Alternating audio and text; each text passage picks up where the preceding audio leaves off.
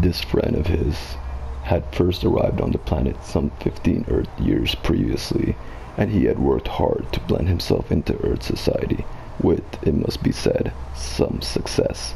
For instance, he had spent those 15 years pretending to be an out-of-work actor, which was plausible enough. He had made one careless blunder, though.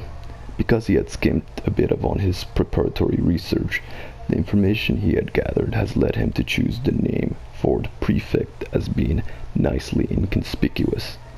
He was not conspicuously tall. His features were striking but not conspicuously handsome. His hair was weary and gingerish and brushed backwards from the temple. His skin seemed to be pulled backwards from the nose. There was something very slightly odd about him, but it was difficult to say what it was.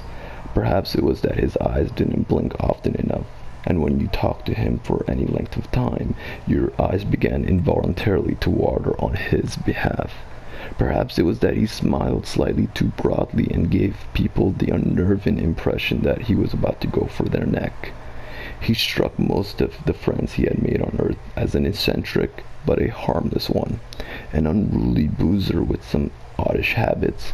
For instance, he would often gatecrash university parties, get badly drunk, and start making fun of any astrophysicist he could find till he got thrown out.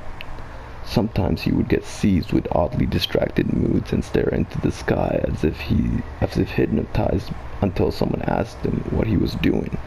Then he would start guiltily for a moment, relax and grin. "Oh, just looking for flying saucers," he would joke, and everyone would laugh and ask him what sort of flying saucers he was looking for.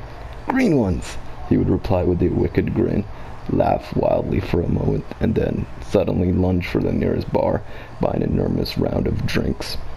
Evenings like this usually ended badly.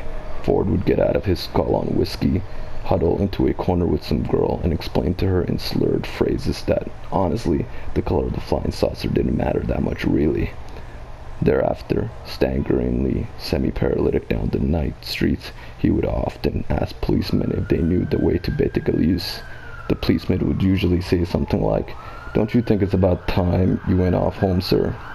"I'm trying to, baby, I'm trying to," is what Ford invariably replied on these occasions.